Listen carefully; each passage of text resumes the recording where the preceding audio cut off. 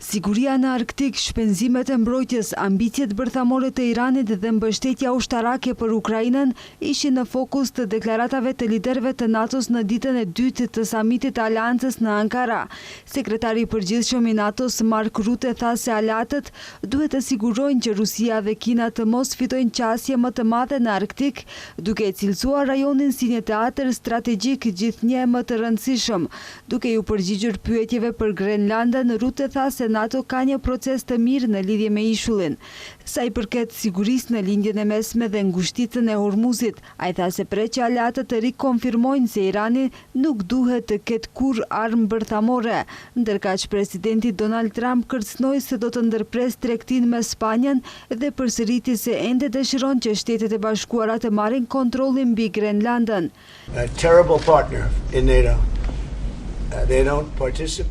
Nuk jam i kënaqur me NATO, para që ndodhi me Grenlandën dhe nuk jam i kënaqur me NATO-n, sepse nuk deshin të na ndihmoni për sponsoruesin numër 1 shtetëror të terrorizmit, që është Irani. Spanja është një partnere të tmerrshme në NATO. Ajo nuk merr pjesë, nuk paguan, nuk dua të kem asgjë me Spanjën. Ndërprisni të gjithë tregtinë me Spanjën.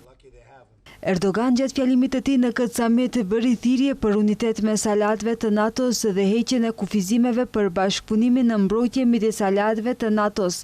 Ai theksoi se edhe pse aleatët evropian marrin përgjegjësi më të madhe për mbrojtjen e kontinentit, ata duhet të shmangin politika që mund të dobësojnë unitetin e NATO-s ose lidhje transatlantike.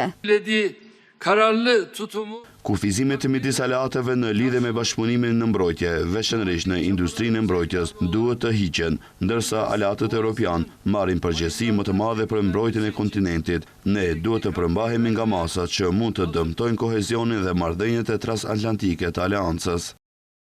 Duke folur për zhvillimet në lindjen e mesme, Erdogan shprehu mbështetjen e Turqisë për një zgjidhje me 2 shtete midis Izraelit dhe Palestinës, duke cilësuar këtë si çelës të paqes së qëndrueshme në lindjen e mesme. Ai shtoi se është detyrë të gjithëve të sigurojnë qetësinë, veçanërisht në Gaza dhe Liban.